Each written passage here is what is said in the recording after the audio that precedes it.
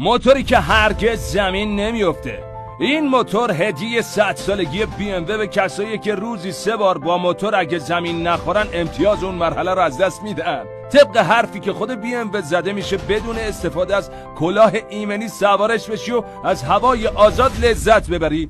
جالبه بدونی فقط زمین خوردن نیست که از این موتور یه اعجوبه میسازه، بلکه میزان آلایندگیش هم 0.